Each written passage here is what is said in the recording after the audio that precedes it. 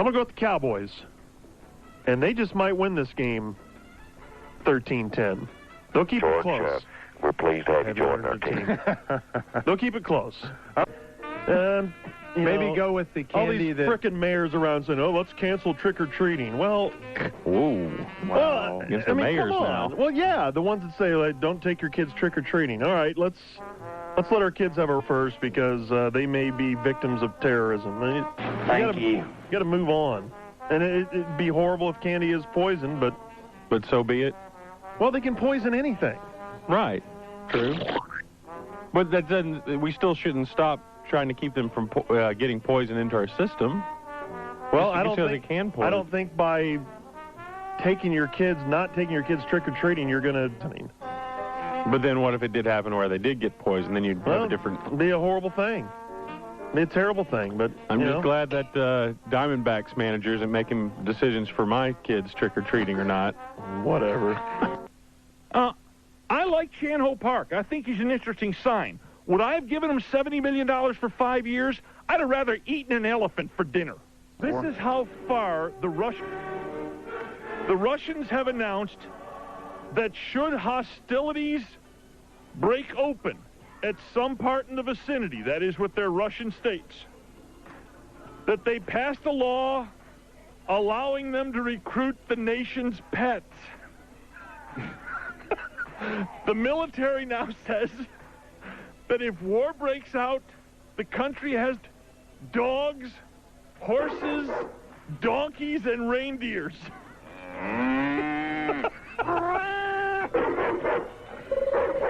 The deputy military commissioner of Moscow, Mikhail Prosdushev. What's his name? Mikhail Prosdushev. What? Says reindeers and dogs could be in great use. And he said if something's going wrong in the South, that's an area that you can only get around on horses. You could probably put an AK-47 on some hard-fighting ass and maybe win a battle or two. That's right. How about taking some of those beavers from the wetlands? That'll destroy them. He said in the event of war, cars and animals can be commandeered by the government. It's pretty bad. The end of conventional warfare as we know it. I think he would. Because all those hijackers didn't have the beards. Right. He could somehow justify it as shaving his beard for Allah so that he could stay alive to do Allah's work. Mm-hmm. What if he showed up in the U.S.? Be weird. Showing up over here. Think about what better place to hide. No one over here. Especially if you've got a shaved beard. Yeah. Too much of a meow meow to show up over here. What does that mean? You know what I mean. We'd stick Bob Hope on him. He came over here. The bodies... Why do you know the character's name? Oh, is that thing too many times? Oh, Save a lot. Is that Melissa Milano? Yeah. Alyssa. Oh, man. Yeah, there you go, Norm. All right. It Cast material right there. gives me a whole new appreciation of leather. Okay, there's Norm. That's using the news. Oh, save a lot. Is that Melissa Milano? Yeah. Alyssa. There's no M. Alyssa. Yeah. Oh, man. Yeah, there you go, right. Norm. All right. It Cast material right there. gives me a whole new appreciation. Okay, there's Norm. That's using the news. What's that, Milk Monkey?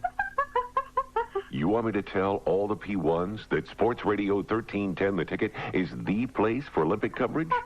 Sure, I can do that. And that the coverage starts Friday? Okay. What's that? Breaking Olympic news first, guaranteed updates at 50 past the hour every hour? That sounds top banana, Milk Monkey. Wait a minute, the breast coverage? No, sorry, Milk Monkey. That's the best coverage of the Olympics. Only on Sports Radio 1310, The Ticket. www.theticket.com. We're so sorry.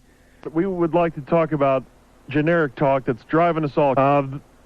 Most recent example, and the biggest violators of generic talk, as we've discussed before on this show, are white businessmen. They suffer from it they need treatment. Well, I've got a new group. Themselves. I've got a new group of candidates, and it is the color commentator in sports. Okay. I think the color commentator in sports is more guilty, maybe even the generic white businessman. No way. I'm afraid so. Now, you think John Madden's really getting into generic talk? Yes. Love John Madden, one of the all-time greats, but I think he, like a lot of color commentators, they have to fall back on generic talk because it's the most, I think, difficult position in broadcasting. The play-by-play man sees what he sees and he describes it easy. I mean, it's not necessarily easy to be good at it, but you have your script is before you. You just call the play. But the color guy has to think of something after every single play to talk about, and I think the majority of the time he comes up with nothing. Well, let me tell you something. Bottom line, Emmitt Smith is just a great player. I think that's a good one Madden had last week. You know, everyone's talking about who the MVP is. Is it Kurt Warner? Is it Brett Favre? Is it Marshall Faulk? You know what? They're just three great players. Okay, I think that's a great point. Thank you, John. I'm learning a lot. Instead of having to take as maybe who would have the edge there as being the MVP, here's another one from the announcer's booth. And he comes to play. I think that's a great point. Everybody comes to play. Well, I didn't know it before he said that. I mean, maybe that guy didn't come to play that day. You're a sports idiot. Okay, sir. And you brought this one up before, Junior. What brings out real generic talk is when there's a serious injury on the field.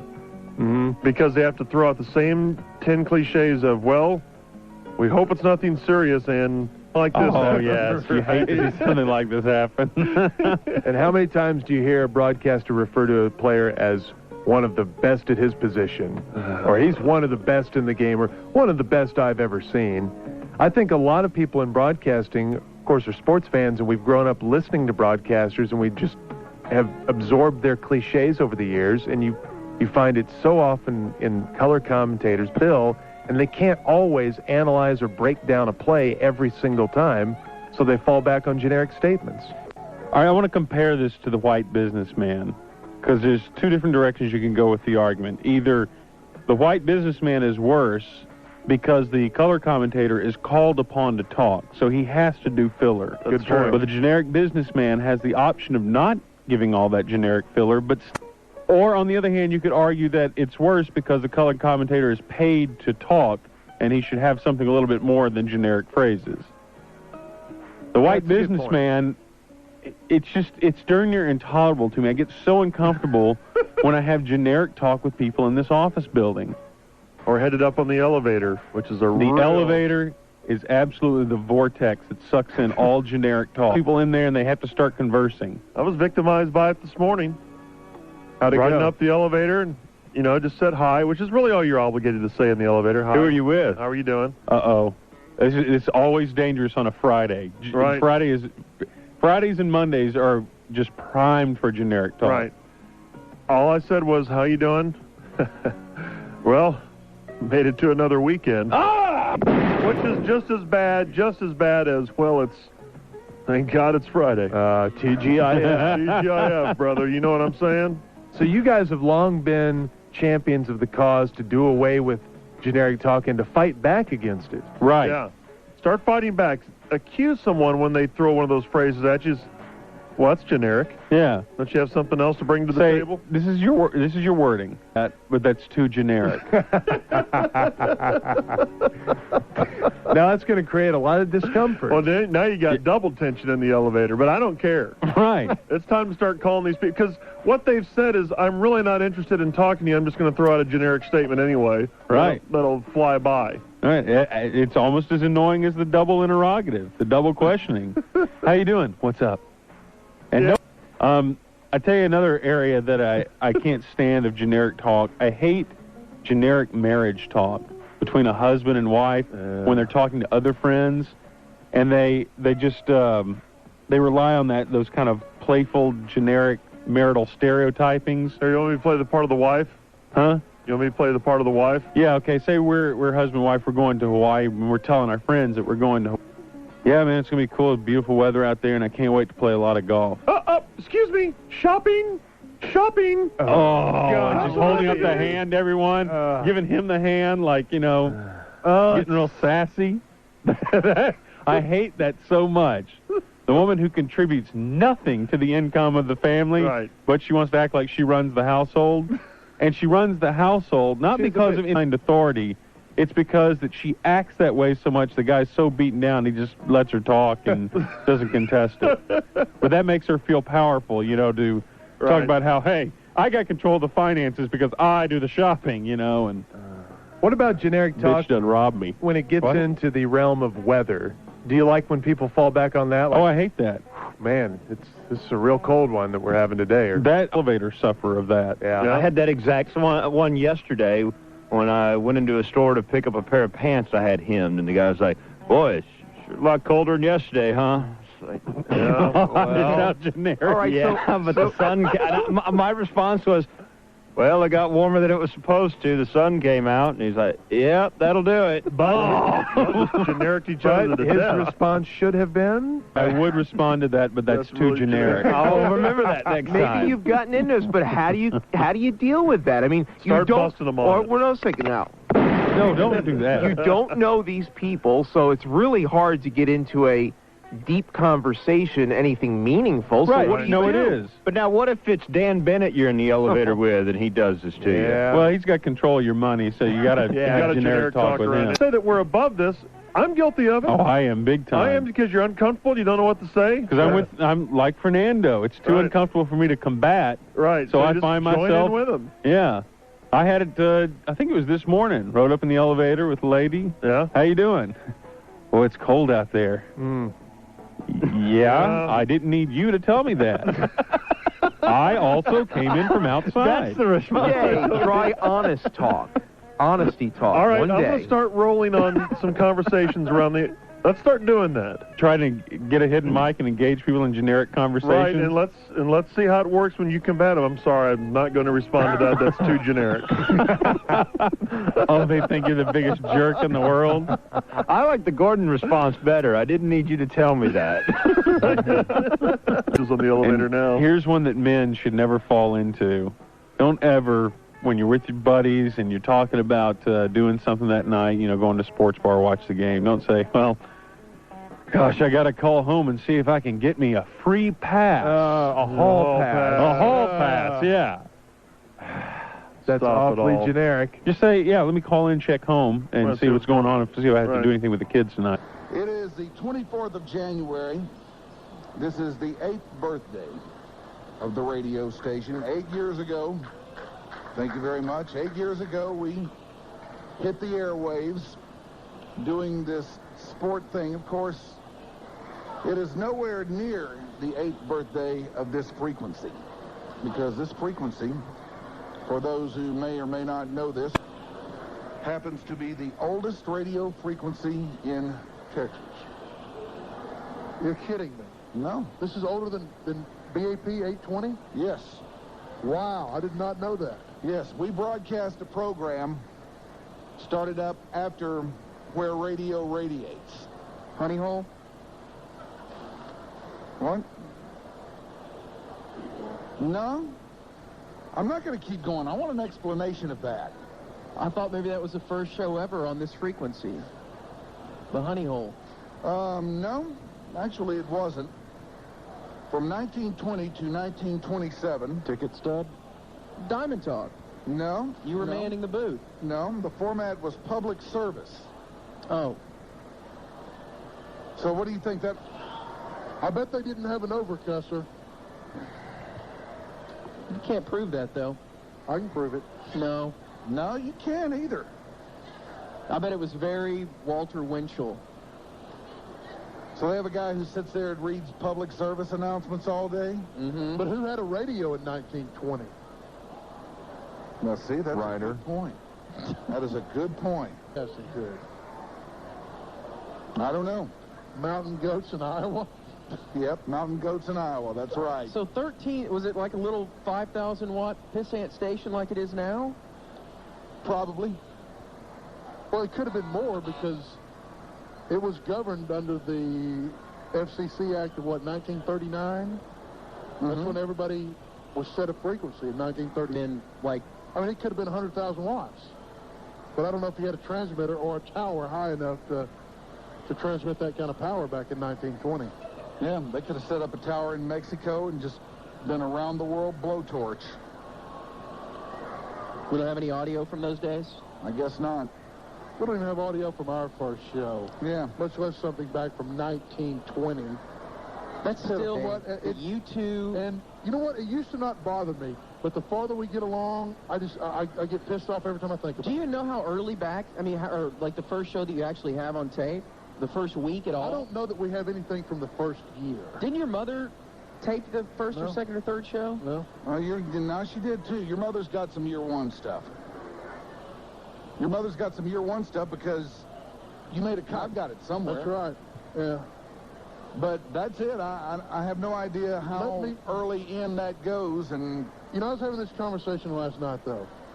Do you know how far down on the list recording our first show was the first day we were on the air?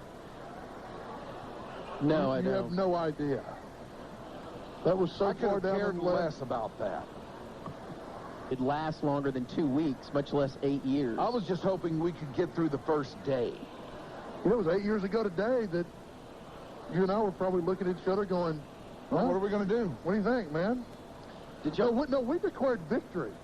Ron and I declared victory after the first show because we got phone calls. Remember that? Oh, yeah. I mean, we thought that if you got phone calls, then that was a successful show. What's going to happen? You're something or other. Something's going on. Try it again. Hello. Hello, Frisco. Hello. 8 years later, we still can't get it right. What's going on? I remember the day. On? Okay. I remember the day when we had good engineers. Bring Donnie Baseball back. I forgot what I was going to ask you now. Talking about our first show. And getting phone calls. Oh, yeah. How long did it take before y'all went to the phone? Minutes. For real. I mean, did you last a full 15 minutes before you hit the phone? No. The first day? No. Yeah. You're kidding. I mean, we probably... What did you say? Like, do you remember what the conversation was? No. I don't. Like, welcome to the hard line? I know that we had a Cowboy game to talk about because the Cowboys... We're going to the Super Bowl. Punched their Super Bowl ticket the day before against the 49ers. But wasn't there something like, hello, my name's Mike Ryan, Greg Williams? Yeah, there was that. I remember that. Ron introduced me. Yeah, there was probably something like that. And then we went right to the phone. And that was it. It's like, I'm Mike Reiner, this is Greg Williams, and how about that Cowboy game? You just went right to it. Let us hear from you. Either that or it was, I'm Mike Reiner, this is the Hammer. Take it, Grego. No, I will tell you this, though. Or you give out the phone number and then just pause. See, you don't remember the old days when at the top of the hour and our first break was at 10. Like it was for forever. Well, I guess it still is, kind of. No, it's at 4 now. But they wanted every show to have the same open, and they wanted you to come on, and they wanted you to take your first phone call in the first 5 minutes. Yes. The first, and I never will forget, it was probably, what? That you and I, we went the whole segment without taking a phone call. Now, we had to fight for that. We went the first segment? We went 10 minutes without taking a phone call. Yes. And boy, we thought that was really radical. If you think we didn't catch crap for that. That's unbelievable. It was a constant fight just to get to do that. Yeah. It was just a constant battle every single day. I mean, the Einsteins wanted us just to come on, do that. and state your position and get to the phones because you got to have phones. This is a caller-driven. That's right. They thought it was all caller-driven, and you know what?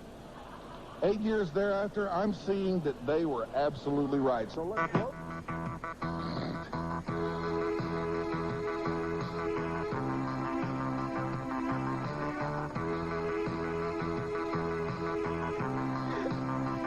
From a distant land, a mystical place, he's got a list of questions and a dumb look on his face. But when you try and answer, much to your surprise, you'll be lucky if you get a word in edgewise. He's the interrupter. He's the interrupter. He's the interrupter. He's the interrupter.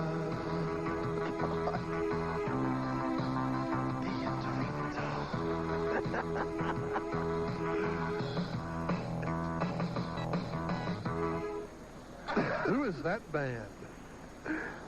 Well, I understand it's a little band that we all know is like Depeche Mode.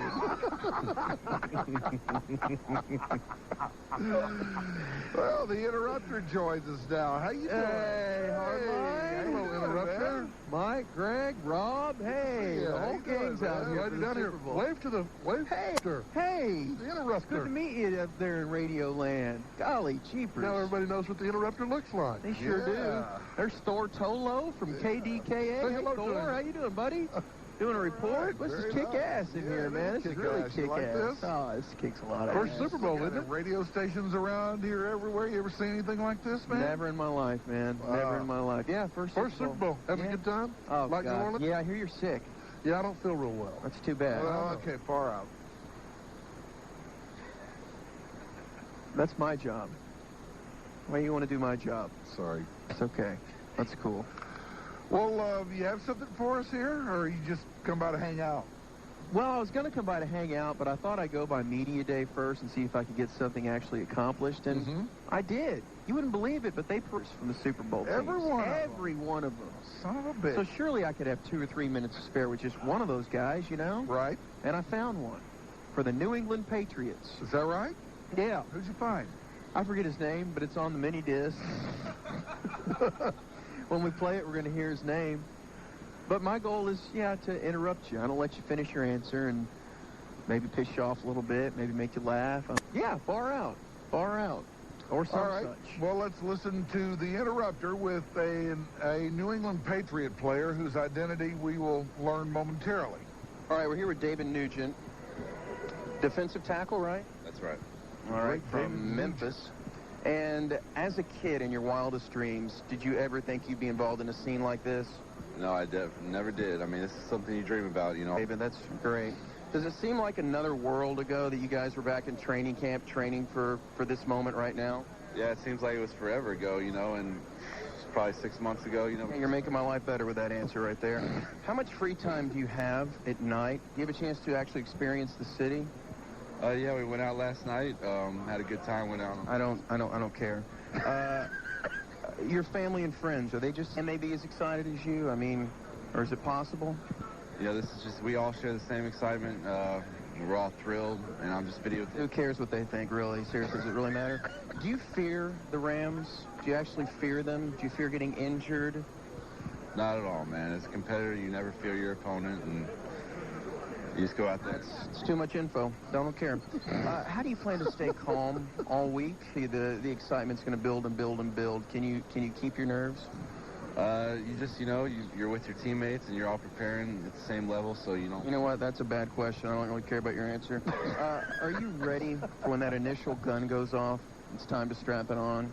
You prepared for that moment? Oh yeah, it's something you wait all your life for, so we can't wait to go out there. Blah blah blah blah blah. All right. Can you the monstrosity of this building? I mean, you realize there's going to be whatever 80, 90,000 people here just staring at every move you guys make. Is it kind of haunting your mind a little bit to think that all those people are going to be in here? No, I mean, the only difference is you're playing in front of millions and millions more people than you ever played in your life. Seriously, that's all I need from you, but I appreciate the time, okay? Wow. It'll abrasive. What do you mean? Used to, you were kind of a little bit more nice. I don't have a lot of time. You just cut them off, and I mean, you didn't tell them. But now you give that them their a blah, answer blah, is totally blah. meaningless to you. Well, I know. I thought I'd take it to a new level. I don't have a lot of time to play around today, boys. It's media day. Got a lot of interviews to do. Well, what was his reaction to that? At the end, he kind of looked at me and was like, "What was that?" And what'd you tell him? I said, "I'm the interrupter. It's nice to meet you." This is good news for men, I guess. Groral Grex makes pregnancies safer and more successful, according to... New research suggests that Groral Grex may not only help a woman conceive, but may make her pregnancy safer and more successful. It's an Australian study. They found that Greenman... contains a growth factor which helps persuade a mother's immune system to accept germ.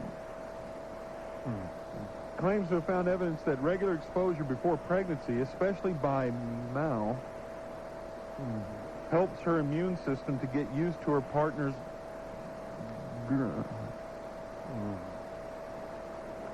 They say that the reason this is such good news, outside of the obvious, is that disorders during pregnancy often stem from the battle between the immune system and it's the woman's immune system treating the fetus as a foreign body, and that by regular introduction of the partner's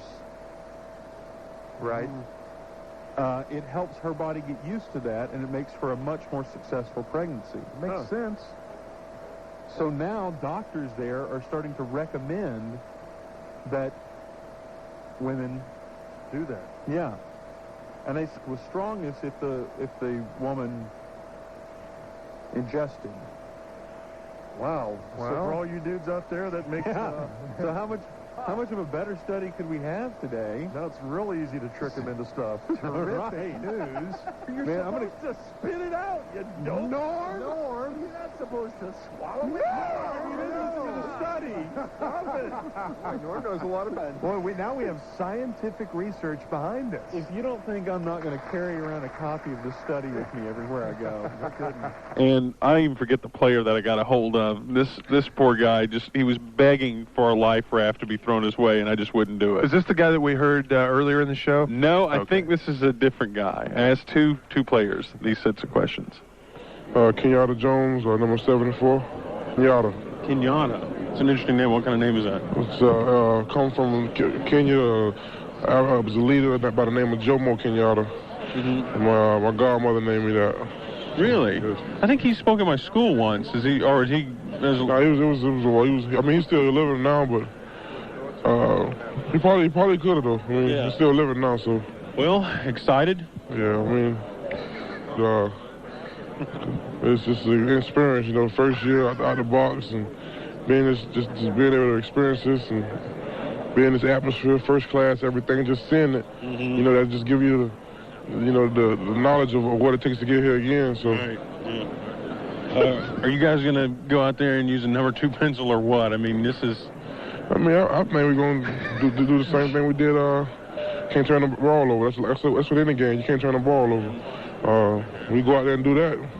It's gonna be a good game. Describe Super Bowl for man. For man, it's like an orgasm for man. Okay.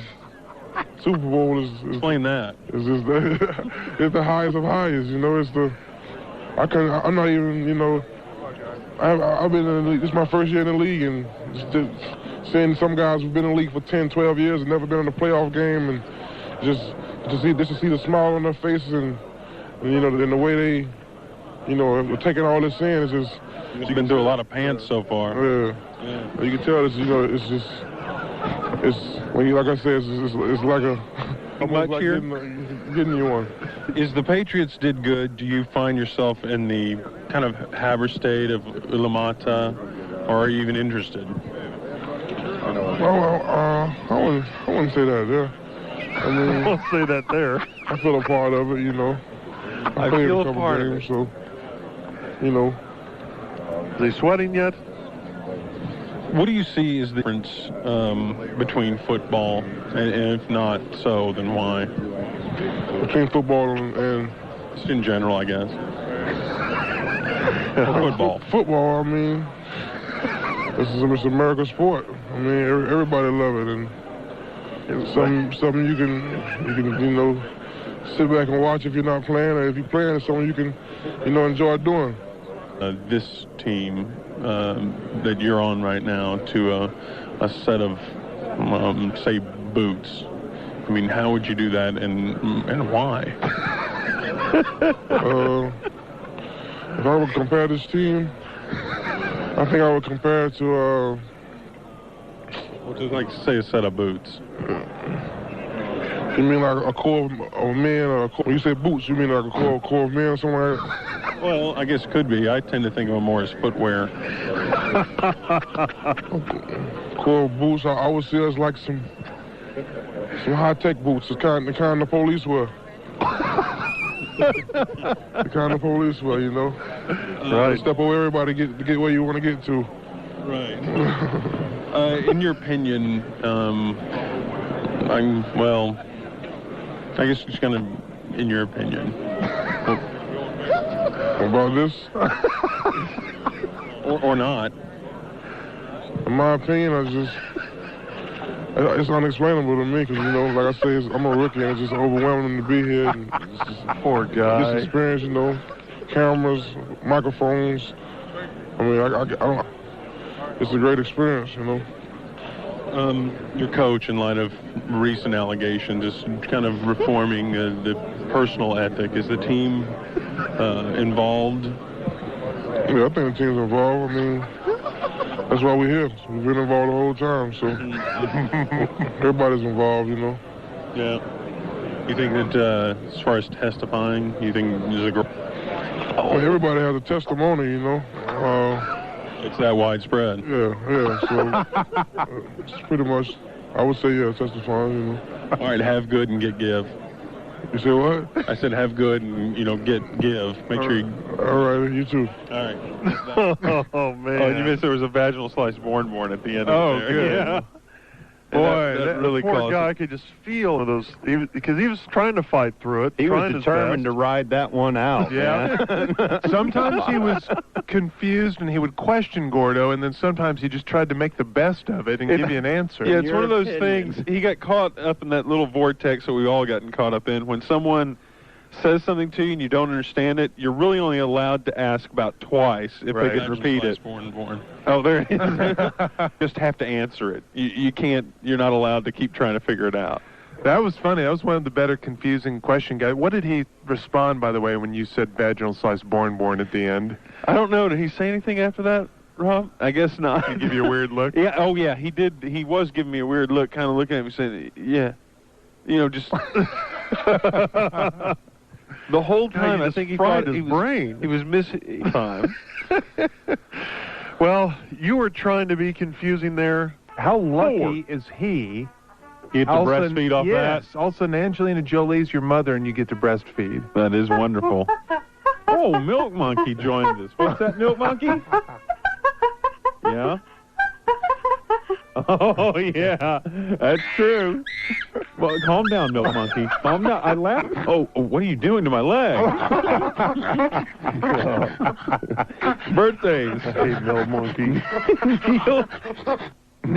On this date in history, March 13th, 1781, George, English astronomer William Herschel discovered Uranus. Oh, what a great... I was afraid that's what it was, but...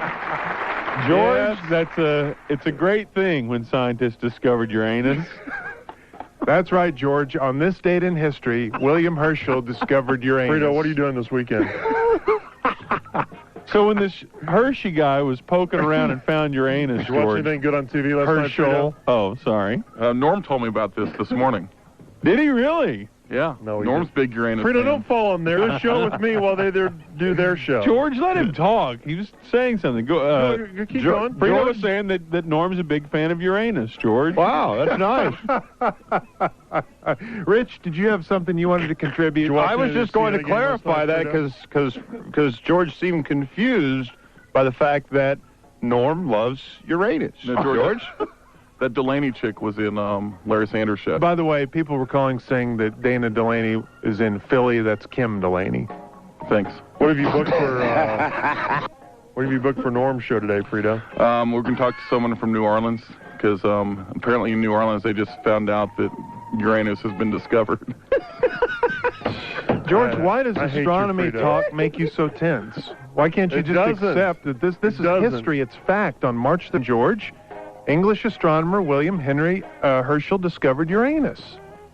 Why are you so uncomfortable about that, George? I'm not uncomfortable about it. You love astronomy. Old. All right, so old and so junior high, and you guys just keep throwing it out there. Haven't you ever heard of hit and run? Don't you ever listen to what our program director tells you? What do you mean hit and run? Yeah, what does that mean? You guys know what it means. Okay, so in a couple of days... I don't know, Copernicus discovered Pluto. Do you not want me to report that date in history, George? No, not really. I'm not that interested. You're not? I don't think it's that great a note. Huh. You're only interested in Uranus. That's what you're all about. I've noticed that about you, George. You're all Bruce. about Uranus. Please, Bruce, please talk to him. Now, when did they discover the rings around? That's a good question. Yeah, that wasn't until a few years later. You guys have had all these same laughs 50 times before. George, when did they discover that Uranus expels gas into the solar system? So old. Remember when, now scientists didn't actually drill Uranus to find diamonds, did they, George? I've lost all life force. They just speculated. All right, since George is so anti the solar system, let's move on. That's what I am. And he's gone out and played as though he was incentivized by not having money, if there's such a thing there. That is wild. The speculation and procrastination. Incentivized. Sports Radio 1310, the ticket weather. Sunny and windy today. 79 for the high. It's 50 at DFW. 51 here on the Dunham and Miller Show. We have new Jerry talk. I'm telling you, I hope you do better than you've acted on under the tree this year with that stocking up there. Incentivized? Incentivized. It sounds like something that happens at a hospital. You know, where you anesthetize, yeah, you sanitize a room or something. Old Santa has had his eye on you now. He's gone out and played as though he was incentivized by not having money, if there's such a thing there. That is wild. Superwoman Donna Stillwell. Ever heard of her? No. She's from Concord. I'll do her. Richard Stillwell is her husband, and he was working underneath the family van when the jack slipped and the vehicle rolled on top of him. Donna Stillwell comes out there and lifted the weight of the van off of her husband's body. She lifted it, they say, a good 6-7 inches. Well, you always hear stories like this. You know, the adrenaline runs through the mother, the 5'1" baby. The van was a full-size Dodge Ram van. Wow. The van's underparts rolled him onto his stomach, the husband, and the front tire came to rest on his upper thigh. Wow. She heard his cries, ran outside. She tried to call for help, and I guess she came out there and decided that she needed to do something about it then. Beneath the front wheel well, lifted it up 6-7 inches. The van weighs 4,000 to 5,000 pounds. Miss Stillwell weighs 110 pounds and is 5'2". Wow. Incredible. I bet she's sore today. What, because the husband thanked her a lot? No. Hey, go ahead and turn off the music. Lifted the 6,000-pound van. Oh, yeah, I forgot about that part of the story. Yeah, you're right. Thank you. Good point. Thank you. What would you do for your brother? Sex? Daniel Long really liked his brother. Really liked his brother? Well, not like a guy that he would call his brother. Junior, you enjoy the Stars post-game show, don't you, with Dan McDowell? Tremendously. Sevy and the crew do a good job down there at the American Airlines Center after Stars home games. Well, about a week and a half ago, the Stars had just completed a game, and on went Dan McDowell and Brett Severin, and they were going to do the Stars post-game show. What they do is, hey, let's get live comments from the coach, Rick Wilson. Let's hear what's up. Let's hear his take on the game. So we have a microphone set up in the coach's press conference room. Yes. Well, the problem is, at least this night, there was a unknown media member that got up on the podium and acted like he was Rick Wilson. On bad radio, they don't know if this was a purposeful prank or if these dudes were just goofing around and we tuned in on it. But keep in mind, you're driving home from a Stars game. Maybe you attended the game and you're listening to the Stars post-game show with Dan McDowell. And he says, well, it's time to hear from the coach. So you're thinking you're hearing from Rick Wilson. So they just have someone monitoring, and when they hear something about the game, they tell Dan in his ear, okay, Rick Wilson's there. Right. So they don't have someone actually in the room, I guess, is one big problem. Right. They just listen for sound. Well, I don't think any of us can do a Rick Wilson impersonation, so no one's just terribly familiar with his voice. Keep in mind, this aired for almost 2 minutes on the ticket with the label of, this is the Stars. Let me restate that. We're not going to take a break. We are going to throw it down below. This is Rick Wilson in the post-game press conference. Coach, the score was 3-0. That's 2 losses in a row. What are we going to do next? Well, we're going to have a look at the tape, see what we can do to improve. And, I thought we played a good, very defensive. They got lucky. Obviously, where you're standing, you cannot see the scoreboard. Where I was sitting, it was 3 for them and 0 for us. Don't you consider that a bad thing? Oh, well, it all depends on how you look at it. I looked at it as a 3 and a 0. Well, I don't look at it that way. We made some improvements. Coach Wilson did a great job, and I'm very happy that you're coaching him. Oh, thank you. You should get a raise. Don't listen to her, Coach Wilson. You know what I want to know is when's the next time we're going to win? Is it going to be in my? Well, we're going to work on that tomorrow. We're going to go back to the drawing board. We're going to put our chucks to the grindstone, and we're going to, whole. It's getting really long, and there's no way to. You know, it's getting long. This is losing streak. When's this going to end? Wouldn't it be good if there's a camera video of it? Look at that guy running back and forth. See, this is the bad side. That's the good thing. We ain't got nothing better to do than sit in here and do this. Coach Wilson, that microphone sounds really great. Well, as you know, Ed Belfour has been sitting on the bench, so he comes in here during the... Well, I assume that had to be him because he isn't working on his hockey skills. But on the air. My car won't play. All right, that is not head coach Rick Wilson. I dare to guess. Let's keep monitoring that back there, Eric. But we have somehow been fed some media guys goofing around. Oh, wow. 2 minutes of valuable airtime just wasting.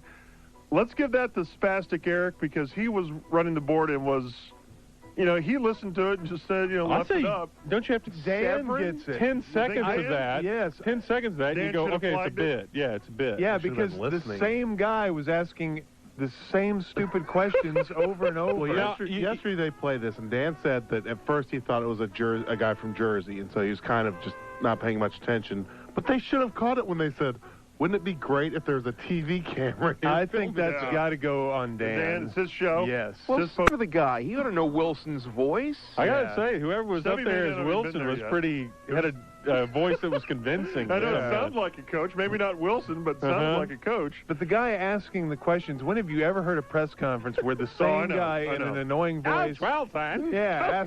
asks 12 straight questions. Here. What about the game, Coach? Come on, champ. Give me a quote. All right, we'll give it to Dan McDowell. He's the law. Possessing sperm is okay, and sperm is not an illegal substance.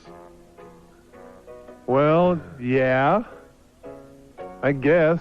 George, please comment on this from the Coppell faction. Do you consider sperm an illegal substance? I run into more soccer moms who are just addicted to it and have to have it. Oh, my. What do you mean by that? There's a story in the documentary that's going to... They do things right.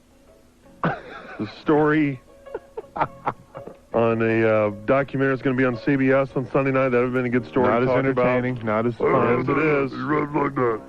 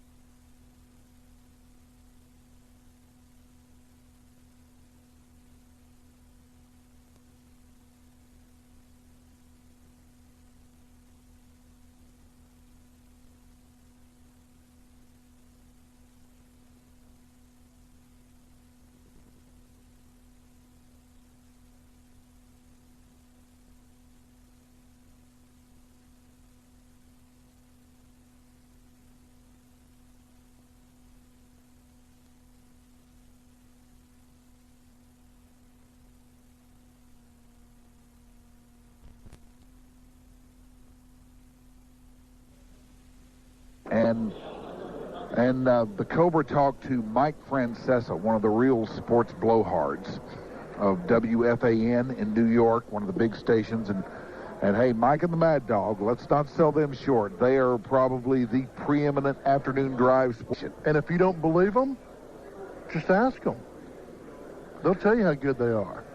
And we had a little interfacing between Cobra and Mike Francesa, and it didn't set well with Mr. Francesa. Here's how that went. I think here on the ticket, or maybe not. Mike Francesa. Hold on. Hey, Mike. Here we go. Hi, I'm Corby Davidson from the Ticket in Dallas. Yeah. How you doing, man? Good. You're not on the air right now. What's going on? We'll be on the air in about another minute and a half. I'm in commercial. I thought you guys were too big time to broadcast down here on radio, or I thought you guys had your own nice little setup. What's wrong with where we are right now? No, I think it's a great place, but normally I thought you guys were disassociated with all the time, dude. Nah, you see, but that's the wrong attitude. That's not the right attitude to take. We've been down here on Radio Row before. The only reason we didn't go on Radio Row in the past years is because some of our guests that come on our show complain that they get passed from show to show and they don't want to come on when they have to. They don't like to say no to 40 other stations. That's the one thing. Now, obviously, they're going to come to our show because our show has such a wide audience, but that's the only reason. It's just logistics. It's just for the... It makes no difference to me where I do it from. It really has to do with the guests. Hates who? Phil Mushnick. Phil Mushnick, you hate him? Who am I talking to? Oh, the Ticket in Dallas. I'm being fed this question. I have no idea who he is. Tell the guy who wants to give me, I want to hear from him. I don't want to hear from you. Okay. Okay, did you hear that, Grego? But you're there. Well, I know.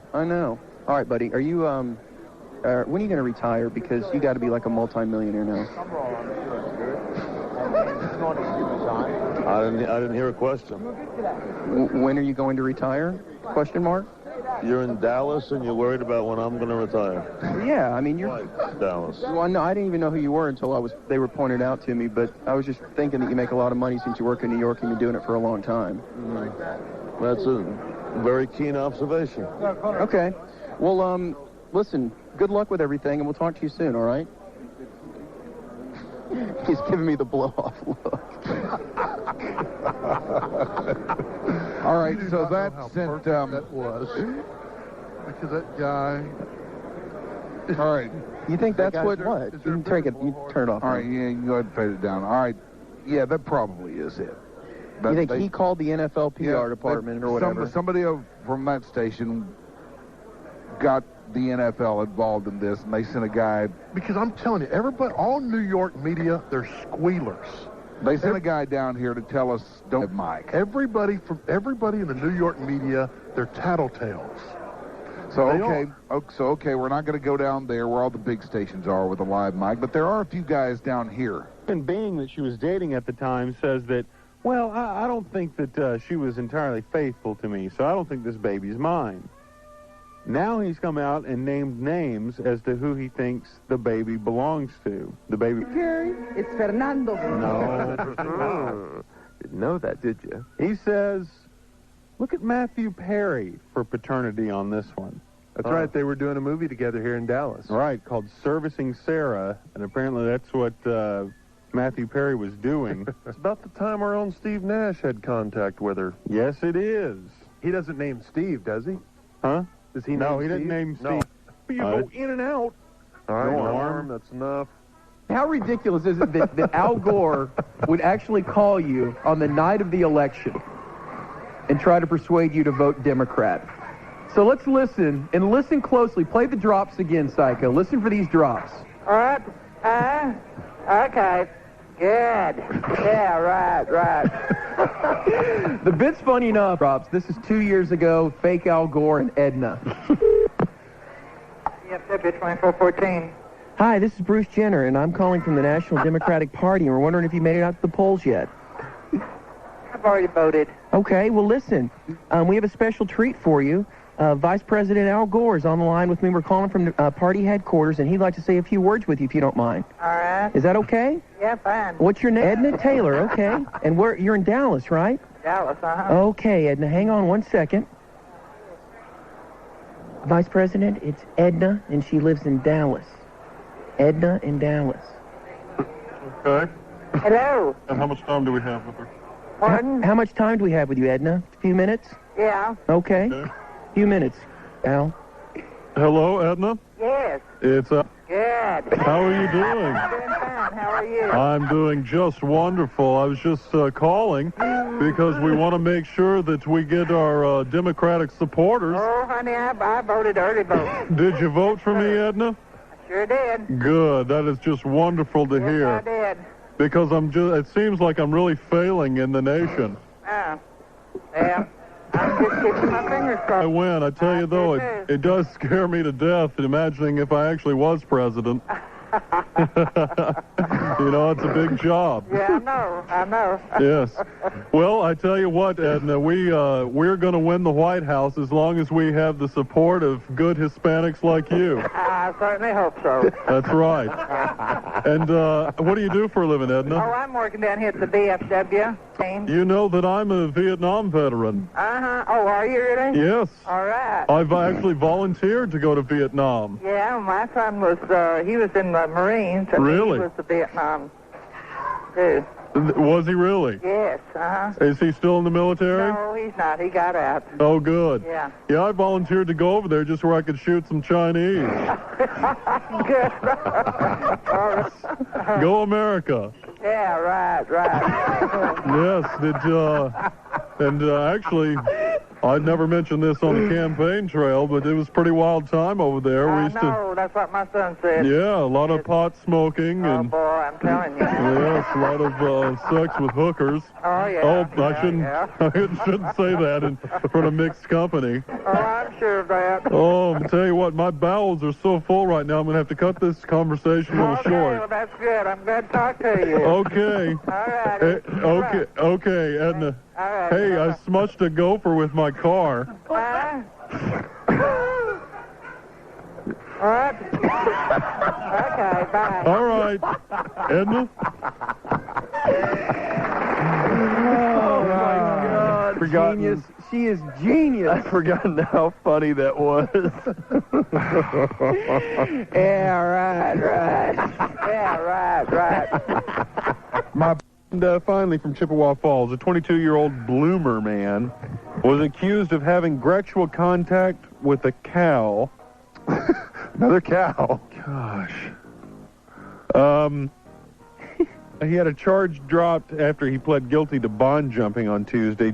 Gordon G. Geisler is his name. Gordon, huh? Yeah, he could have faced more than 3 years imprisonment if convicted of sexual gratification involving an animal. Man, that's like screwing a fat girl. You don't really mind riding it, you just don't want anybody to see you do it. Grego, all right, get rid of Grego. Poor cows, as it is. They got to deal with that. Maybe that's the one that escaped from the slaughterhouse. It was really escaping abuse. All right, here's a question. It's always seen as a bad deal for the human. Is it a good deal for the cow? No, it's not. How do you know? They don't want How to do be you violated. know? Because they want to be violated by some bubba for pulling down his drawers and going crazy like that. Maybe they... Norm! No, we have... Norm. Well, the ticket chicks are getting a kick out of this. Maybe the cow thinks that's dating up. Yeah. I don't give a damn. The cow hates it. I don't know that you know that. Maybe that's the cow's white prize. What a body on this guy, though. Whoa, just cut... Geisler has been ordered to get counseling, including sex offender treatment, hours of community service at a local dairy.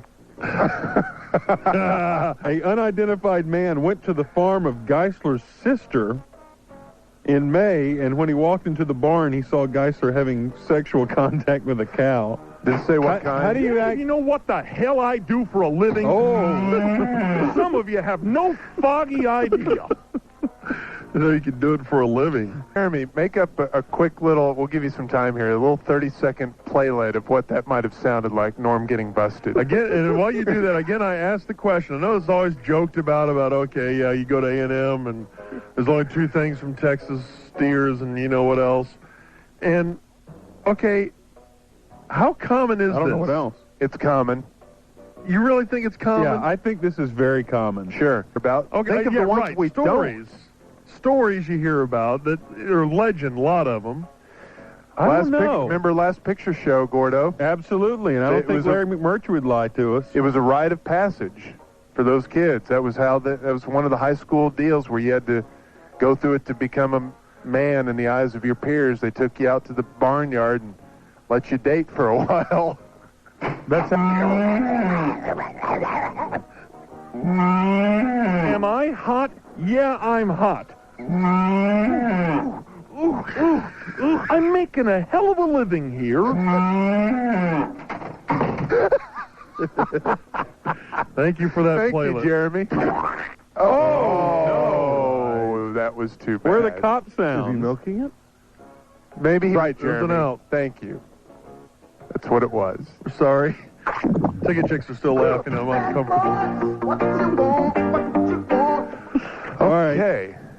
Digger, my 4-year-old Jack Russell Terrier, a couple days ago had to get put under to get her teeth cleaned because she's starting to have really bad, messed up teeth. She had to get her teeth fixed. And it was less than that. So 250, 300. Anybody else want to hazard a guess? $100.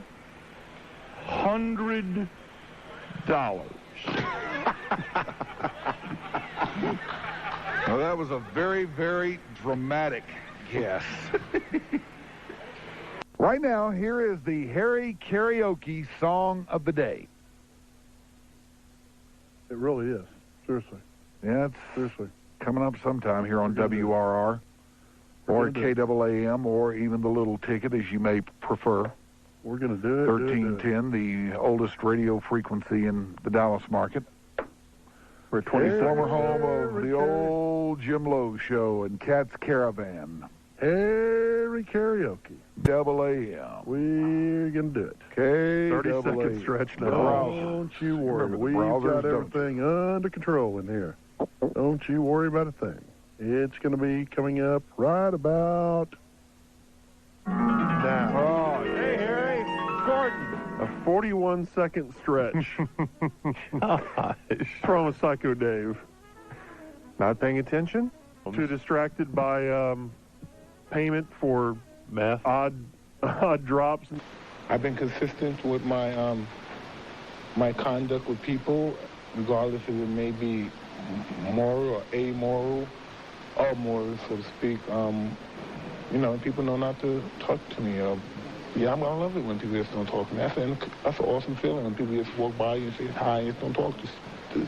Yeah, that's beautiful. I love not being with. Will the outcome of this fight change at all, do you think, your place in boxing history? I don't know. People already have their perception of me as a person, and they will equate that with me as a fighter, as they always do. But the people that make that equation never the hardship of training, have never sacrificed what I've sacrificed. All your guys capitalize on my demise, and whatever I do, good or wrong, you guys capitalize. If you say something great about me, if you say something derogatory about me, your guys all capitalize. Your guys always win. I never win. So I can't win in this particular field, that is. What happens if you win? When I win, a celebration for all the people that, you know me, definitely people in the ghetto, all over the world, the people in penitentiary, it's the people in Trench Town, they just have no hope or anything. I know it's not going to change their economic system and their living system, but it may give them some hope, because me winning don't even change my economic and living system, because I'm more despised than any person in the bowels of the ghetto than anybody. I'm the most disgusting individual in this world, you know what I mean? Everybody knows who I am. They may shake my hand, but, you know, I'm not sure they won't let me their daughter or anything because of my reputation that came about over the years. Can't you be a positive story? Nah, no way. It can't come across. That's why I won't talk nice to you and talk about fornicating with you and letting you suck my because if I was eloquent with you, you would still look at me as a scum. Your perception of me, you elicit your perception of me from the camera, from the news. So I give you what you want and what I am miniaturely. You what? I'm so ghetto. Miniaturely? I'm not sure what you meant by that. Some experts said Clinton would risk his status as a world statesman by aligning himself so close to afternoon or late-night talk shows such as adultery, rape, child abuse, and teen pregnancy. Wasn't that his presidency, too? I think the average person believes that I'm a nut and I deserve whatever happened to me. That's what I believe. Listen, I'm 36 years old, going to 36. I never dreamed of living this long. I never dreamed of fornicating with getting as much money as I did, and having as beautiful and intelligent kids as I did. So if I was to die tomorrow, I've won. I've won. You know, I'm just in the pain that I'm going to have for the rest of my life. And by some way, a little is probably, I'm trying to give some of that pain to y'all. You know, I mean, sometimes you guys, you have no pride, so it doesn't matter what I say, it doesn't affect you guys, because your guys don't care about nothing but money. So every now and then I bump on you and put some kind of pain, or inflict some kind of pain on you, because you deserve to feel the pain, somewhat of the pain that I feel. If I wish one of your guys had children, if I could kick them in the head or stomp on their testicles. Whoa, what? Oh, hold on, pause it. Hold on. We're going to need you to go back a little ways there, Dave, if you can. Back that up about 10 or 15 seconds. Yeah, so now he is... If that's an act, that's a bad act. Well, it's absolutely an act, Rick. You don't think it's legitimate, do you? Well, if it's it's stupid then. That's not even... That shouldn't even... If he either believes that totally or he shouldn't even say something like that. That is totally ridiculous. Well, are we really talking about what Mike Tyson should morally do? Is that even a conversation worth having? No. Of course he's crossing the line. He does it because... That's bullcrap. He's a convicted rapist who bites body parts off of people. I mean, he's not really stable. I mean, I don't think he ever sits back and goes, I wonder if I should say this. I just warned the P1s not to fall into the trap, and it sounds like Rick's falling into the trap of getting sucked in and believing this is really him. And it's a bad act. It's an act. No, what I said was it's a bad act. That's what I said. It's just a bad because it's stupid. It's stupid and it's dumb, and when you start throwing kids in their testicles, that's just asinine. An explosive edition of Picks of the Panda. Ladies and gentlemen, it's Norm and Andy Panda, his 5-foot stuffed panda that rides to work with him every day. Hi, guys. Oh, good morning. Good morning, Musers. How are you? Good. How are you? Good to be back. You haven't had us on in a while. I know. Well, we've been busy. It's good. Why don't you ever have us back? Do you not love us, Muser? Of course, we love Norm. We work with him every day. And Andy, we don't see you too often because he keeps you in the back seat. Do I smell bad because I'm a musty panda? You smell a little bad. You do smell bad. Oh, Norm. You know, we thought with Major League Baseball opening, Sunday night, we're really talking about that. Well, with the opening yesterday, with opening day, we thought we'd talk baseball. And because baseball is a talking sport, Andy and I thought we would bring in a friend. No. Because baseball is a talking sport, please welcome from the hard line, Grego, the Hammer. Hey, Grego. Hey, Norm. Good morning. Hey, Craig. Hey, Andy. Hey, Grego. Grego, it looks like you've brought a little friend. Well, I have, Norm, because you're not the only one up here who has a lovable, cuddly, darling little animal friend. Mm-hmm. I have a friend, too. Well, who's that? It's Polly Pussycat. Oh, wow. Yeah, look at that. So I thought you'd bring Clyde up, your dog, but you've got a cat now. No, I got a kitty cat. Hello, Polly Pussycat. It's Grego, your mommy. See, look how he sits in my lap. He's so nice. Polly Pussycat, tell Norm you love him. I love you, Norm, meow. See that, Norm? Wow. He can talk and everything. He talks just like Norm's panda. Norm, would you like to reach into my lap and pet my pussycat? I tell you, I would love to pet your pussycat. I would. Go ahead, pet him. That's so gross. Oh, that's great. Why is Grego moaning? Pussycat and I are friends. Meow, meow, Look at him. I can put my hand in Polly's little pussycat mouth, and he won't even bite it. Oh, you damn pussycat! I'll kill you! Meow, meow. He bit me. Grego's mean to me, meow. Oh, is He's he? mean Is to he? you. How was he I'm not mean to him. Meow, meow. He hosts hot tub parties and makes me the only guest, meow. Oh, that's your Well, good. I didn't send out the invitations till late. Oh. I hate that kid, Norm. Oh, no. I hope, yeah, do cats and pandas get along? No, I don't like cats, Norm. Oh, that's okay, Andy. He's our guest. He's a guest on the show. You should like a pussycat. Are you being sweet now, Polly Pussycat? Meow, meow. I'll be sweet as long as you don't put peanut butter on you, meow. I told you not to mention that about a pussycat! Oh, no! Stop it! Take that! Hang on, guys. Stop hitting the Hang cat! on. Let's remember what we're here to do. We're here to talk baseball. Grego, you and your pussycat have some picks? All right, that's right, Norm. We're going to do the American League. Grego, we're going to get calls from the Humane Society. You stop pounding that pussycat. All right, I will, Junior. Let's do the American League Central. You want to make your pick? Meow, meow, Cleveland, meow. No, you damn bitch! Chicago wins this! Oh, my. Please, Grego. Tell him, Grego. All right, let's do the AL West now, Polly Pussycat. Meow, meow. Rangers, meow. No, you sewer rat domestic short Hawaiian! Oh, my crinkles. We've been through this before we came on the air. The pussycat can have a different opinion. Polly Pussycat's failing me, Norm. She's fine. All right, let's do the AL East. Polly Pussycat, who do you pick for the AL East? Meow, meow.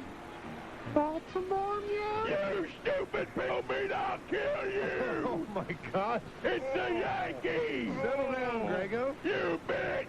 Settle down. I'm sorry, Polly Pussycat. Yeah, that's Want better. my wild card pick, meow? All right. Give us the wild card, you pussycat. Let's duck. Anaheim, meow. No! Stop it! You pussycat! Stop it! Stop it! Oh, no. I'm going to eat that pussycat, Norm. You can't eat that pussycat. Why not? Well, you're... For the math back? You are a panda, and that is very true. And that is Picks of the Panda with their special guests, Grego and Polly. It's 8:45. We're very sorry. Here on Sports Radio 1310 The Ticket. And Burrito Jimmy's crew now includes Sammy the Spelunker, who is Dave Lane, who has a horrible lisp. Horrible. And you can barely understand the guy has such a bad lisp. Jive Talking Stu, who just mumbles, makes no sense at all. You can't understand a word he says. Who portrays him? Gordon. And then Gordon also does Mushmouth Tom, who, let's just face it. It's mushy. Borderline retarded, but we're not really sure. Just call it that. All right, so what'd you do? So we attacked the KFAN, and their midday host. Now, that is their sports station, right? Yeah, it's the all-sports station, and their midday host is a guy named Paul Allen. Yeah, he also owns the Trailblazers. Not that Paul Allen. Oh, okay. It's a guy they offered up. They're like, yeah, we'd love to help you guys out. I told him it was Burrito Jimmy with our Little Sister Rock station. So without further ado, let's listen to Burrito Jimmy, Mushmouth Tom, Jive Talking Stu, Paul Allen. Sammy the Spelunker, and Paul Allen. Paul Allen. Please enter your password. KFN, this is Dan. Dan. Yeah, this is Paul Allen. I'm ready. Oh, okay. Are you there? Yeah. All right, cool. Okay, I'll put you on hold. We're coming out of a song right now, and you'll be right on with the guys, all right? Whatever you need. I appreciate it, man. Yeah.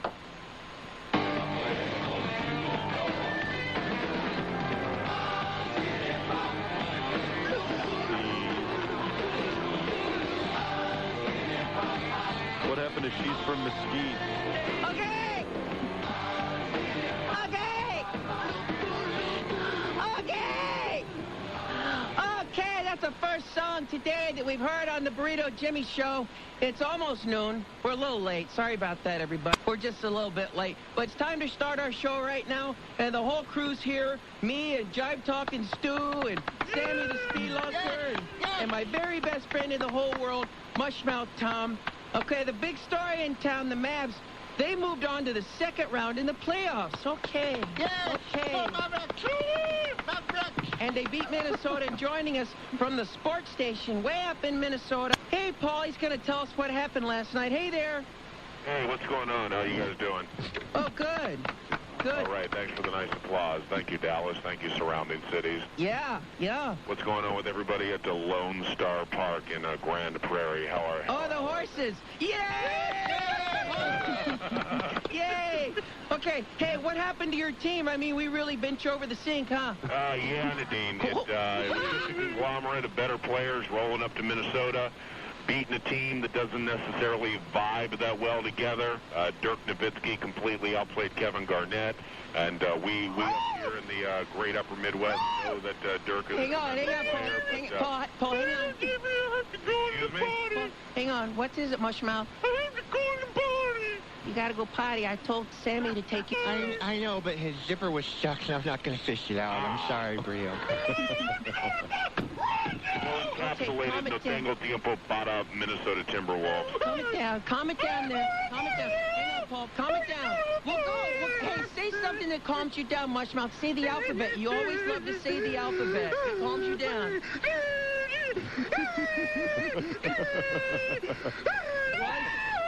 It's okay. It's okay. Paul, is this a Minnesota team that could possibly just completely have to disband and start all over from scratch? I hope so, Burrito Jimmy. I mean, you can only make so many moves in the NBA, copyright the collective bargaining agreement, but Dallas Mavericks sure did a pretty good job with it, getting Finley, getting Nash, grabbing Nowitzki, swinging that defense, so it can be done, and the boys up here got a lot of work to do. Okay, it's okay, Paul, shut up, Mushmouth, hang on. We'll go to the bathroom in just a second. Tell you what, you like to sing the alphabet, remember? You like to sing it, so let's sing it with Paul. Paul, will you sing the alphabet with Mushmouth, and I promise you'll shut up. Absolutely. Okay, one. A, B, C, H, I, J, K, Mendel, Wilshire, Sock, Q, R, S,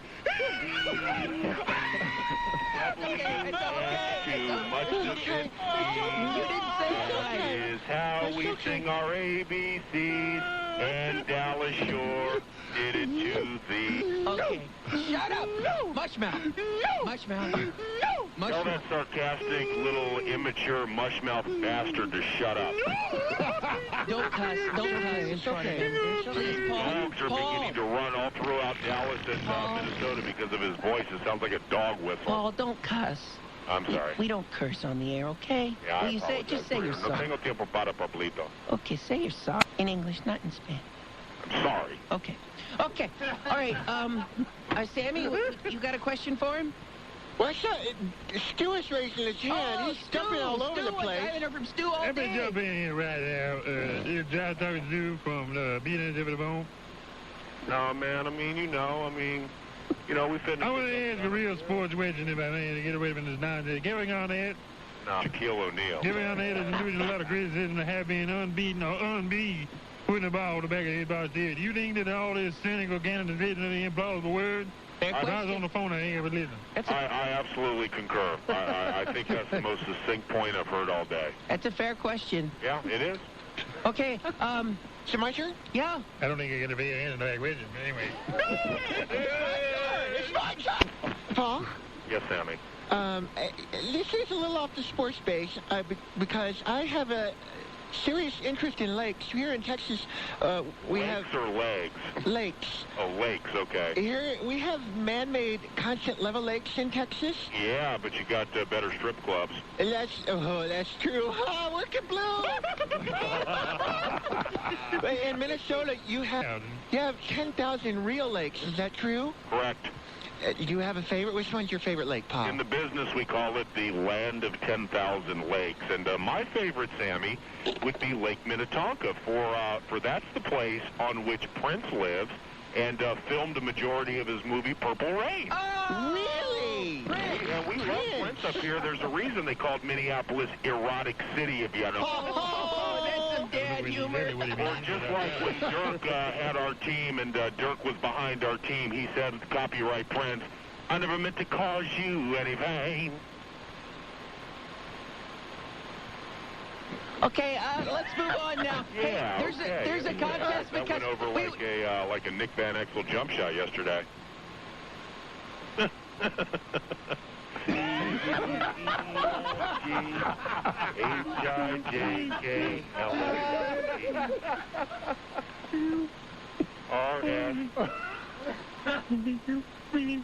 WX to Muchnevitsky. He loves that line.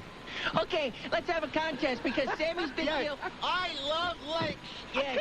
And in school once, Paul, we once had to learn all 10,000 Minnesota lakes. And I bet you I can name more in 30 seconds than you can. Let's go. Okay, contest. go. It's a contest. Wait. Ready? On 3.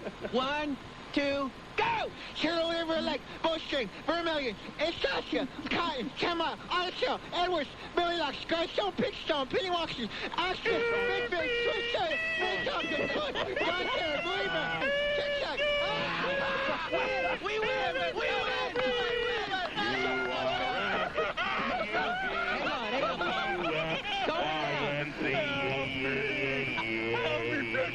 Oh, no. Okay, Paul. Hey, we appreciate the time, okay? Okay, Burrito Jimmy, you guys have a good time. Hey, good luck up there in Minnesota, okay? Okay, bye-bye. Good luck, Mush. Okay.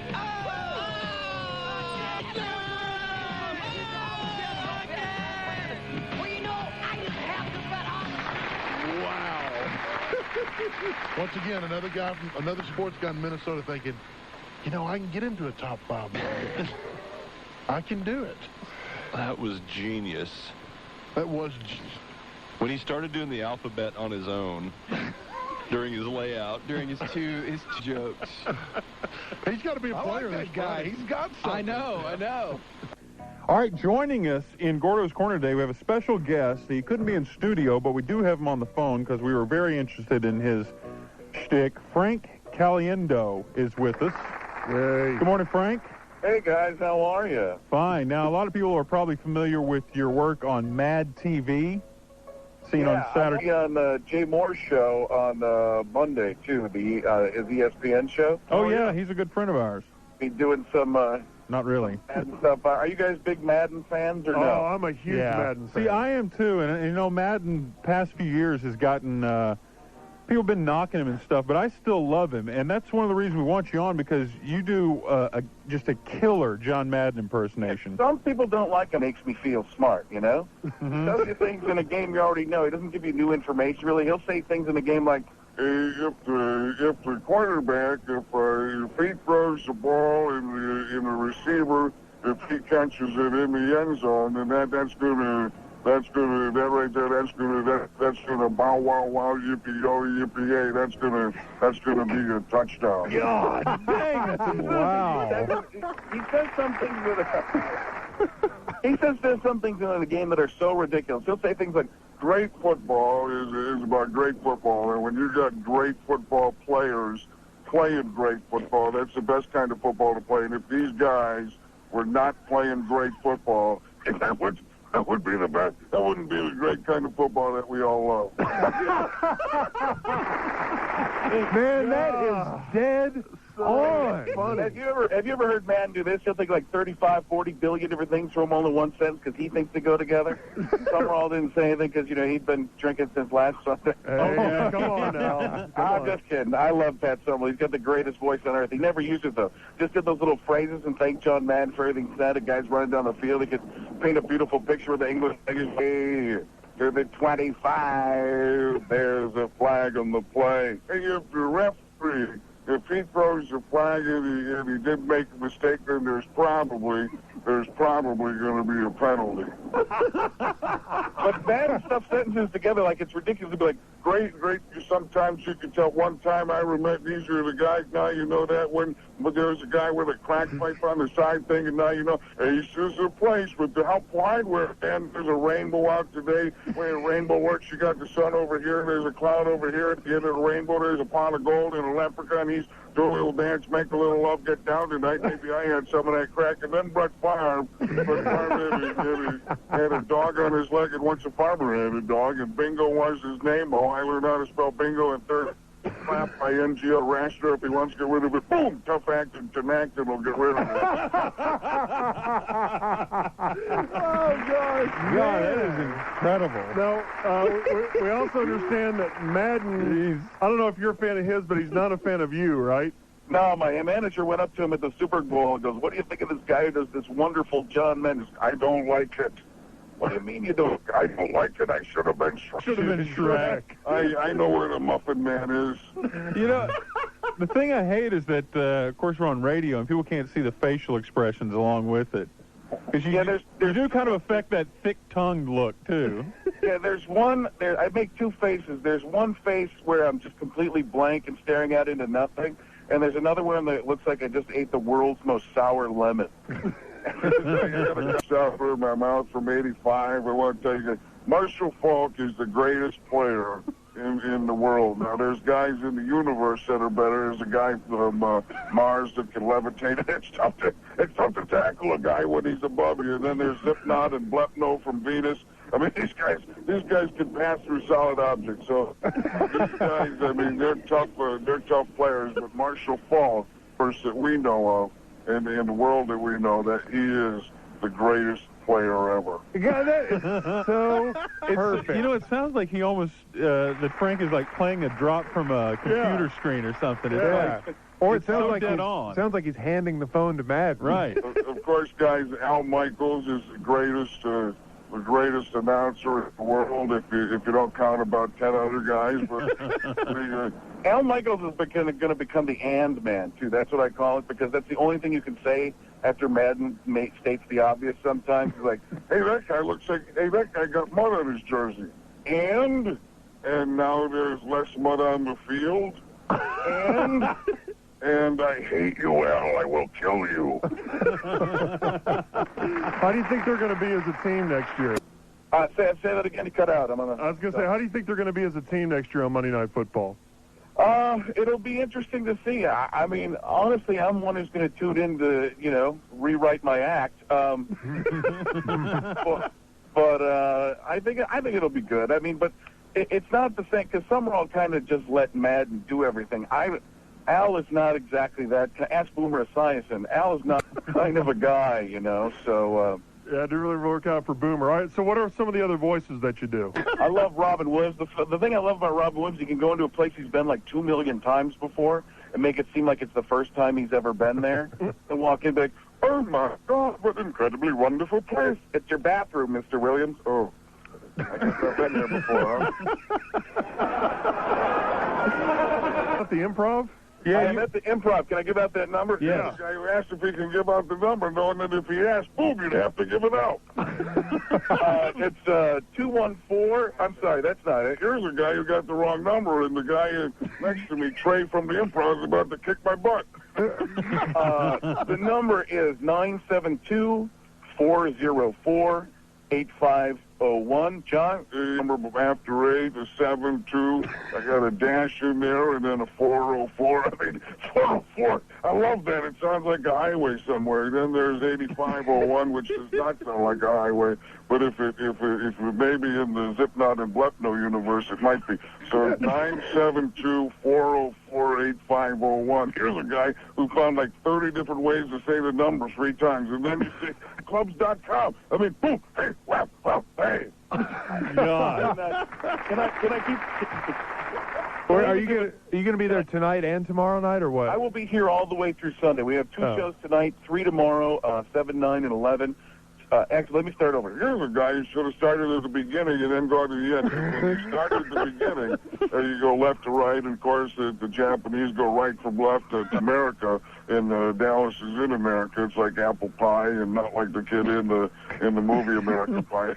That's something different. I love to diagram that. But what was the question? You'll be through till Sunday, and you just may see us out there. Yeah.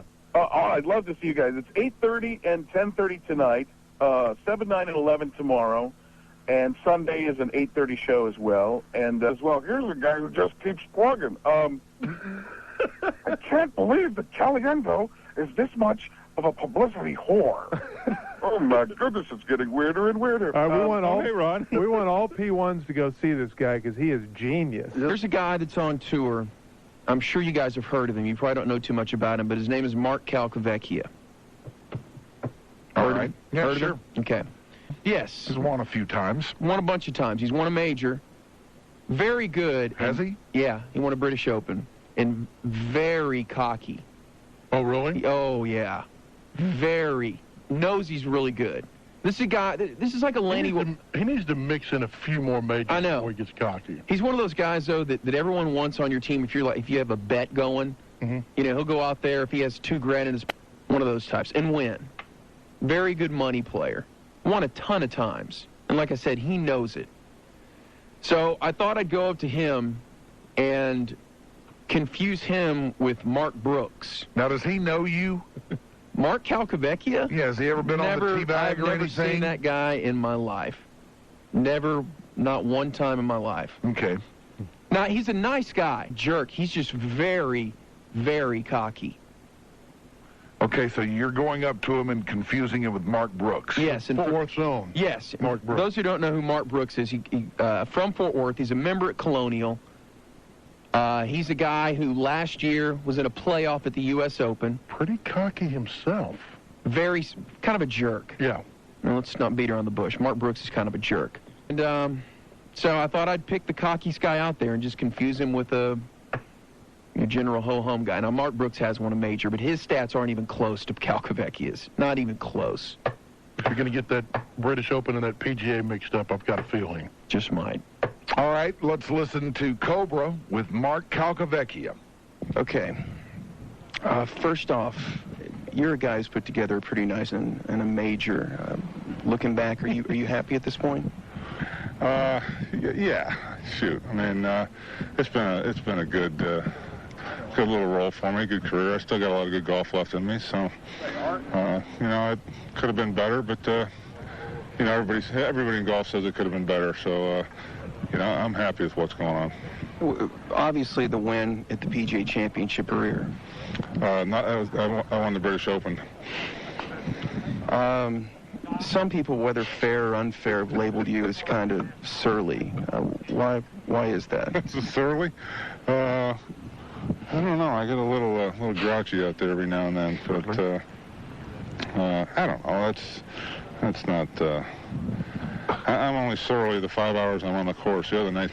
But why is it that a guy from here and a member at Colonial can't put together 4 good rounds? I mean, it seems like you would at least have won one time at Colonial, or maybe even challenged, which hadn't happened. Well, I actually live in Phoenix. You don't live here? No, you sure you know who you're talking to here? Let's just try to move on here. Let's go back to the U.S. Open last year. Goosen misses a gimme putt, and you're sitting there with your chance here. What's going through your head? I mean, it didn't work out for you, but what's going through your head? Well, you know, that was that Mark Brooks character. My name's Mark Calcavecchia. Anyway, yeah, he blew that one. What's your name? My name's Mark. Well, you got the Mark right. That's good. Calcavecchia. You're here on Calcavecchia. You're a player on tour? I'm, yeah. I know I look like one of the amateurs with my tennis shoes. Yeah, I've actually won as many majors, but twice as many tournaments as that Brooks character. Are you good? So you're good? Yeah, I'm like, last I checked, 8th on the career money list, 4 Ryder Cup teams, which is 4 more than Brooks has made. Yeah, I'm a little better than he is, I think. What's your last name again? Calcavecchia. Can you spell it? Calcavecchia.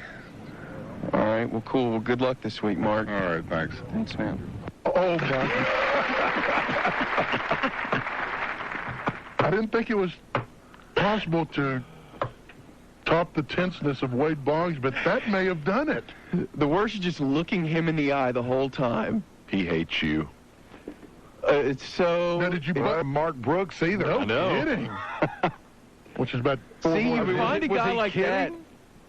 I think he was insulted that Corby thought he was Mark Brooks.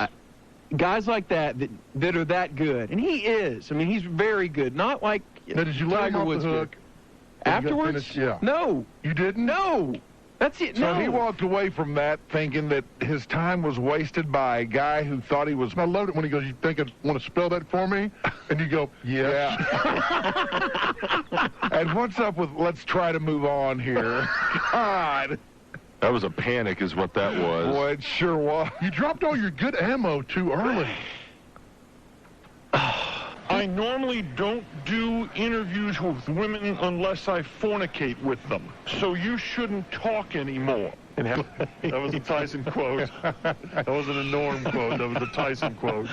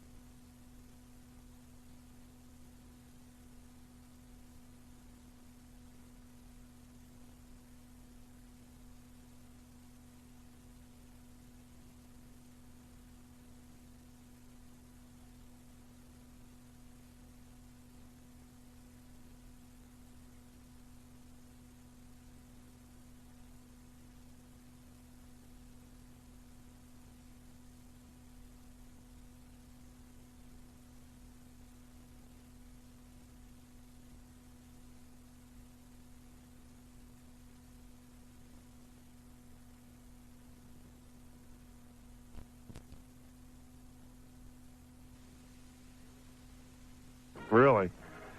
I'm going to go with the Cowboys. And they just might win this game. They'll keep it close. We're pleased to have you join our team.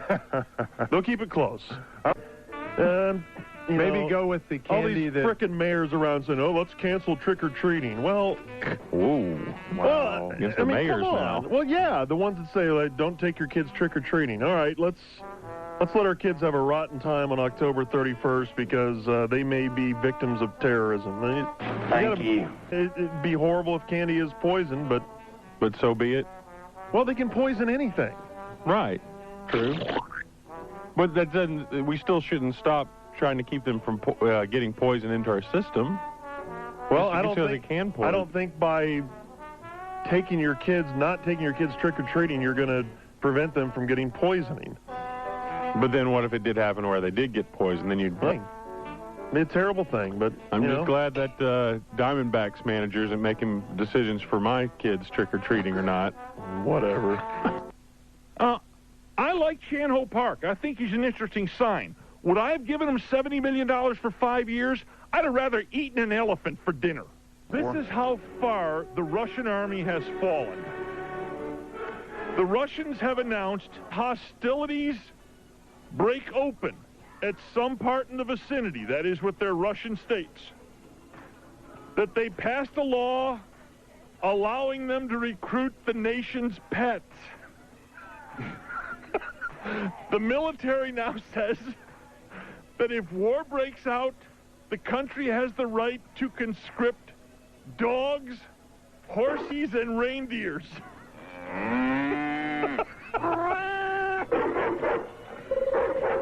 The deputy military commissioner of Moscow, Mikhail Prosdushev. What's his name? Mikhail Prosdushev. What? Says reindeers and dogs could be in great use in the north of the country. And he said if something's going that you can only get around on horses. You could probably put an AK-47 on some hard-fighting ass and maybe win a battle or two. That's right. How about taking some of those beavers from the wetlands? That'll destroy them.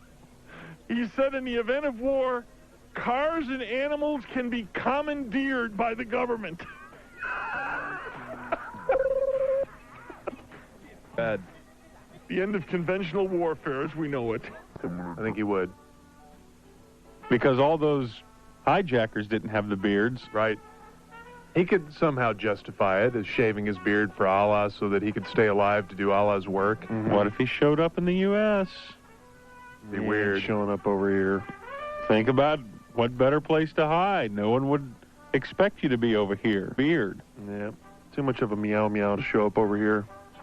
What does that mean? You know what I mean. We'd stick Bob Hope on him. He came over here. The bodies. Why do you know the character's name? Oh, is that thing That sounds like a wrestler. Oh, Is Save a Lot? Is that Melissa Milano? Yeah. Alyssa. There's no M. Alyssa. Yeah. Yeah, there All you go, right. Norm. All right. It Cast material right there. gives me a whole new appreciation of leather. Okay, there's Norm. That's using the news. Oh, Is Save a Lot? Is that Melissa Milano? Yeah. Alyssa. There's no M. Alyssa. Yeah. Oh, man. Yeah, there All you go, right. Norm. All right. It Cast material right there. gives me a whole new appreciation of leather. Okay, there's Norm. That's using the news. What's that, Milk Monkey? You want me to tell all the P1s that Sports Radio 1310 The Ticket is the place for Olympic coverage? Sure, I can do that. And that the coverage starts Friday? Okay. What's that? Breaking Olympic news first guaranteed? Set 50 past the hour every hour? That sounds top banana, Milk Monkey. Wait a minute, the breast coverage? No, sorry, Milk Monkey. That's the best coverage of the Olympics. Only on Sports Radio 1310, The Ticket. www.theticket.com. We're so sorry. We would like to talk about generic talk that's driving us all crazy. Most recent example, and the biggest violators of generic talk, as we've discussed before on this show, are white businessmen. They suffer from it just, they need treatment. Well, I've got a new group. Themselves. I've got a new group of candidates, and it is the color commentator in sports. Okay. I think the color commentator in sports is more, maybe even the generic white businessman. No way. I'm afraid so.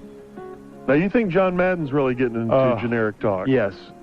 Love John Madden, one of the all-time greats, but I think he, like a lot of color commentators, they have to fall back on generic talk because it's the most, I think, difficult position in broadcasting. The play-by-play man sees what he sees, and he's relatively easy. I mean, it's not necessarily easy to be good at it, but you have your script is before you. You just call the play. But the color guy has to think of something after every single play to talk about, and I think the majority of the time he comes up with nothing. Well, let me tell you something.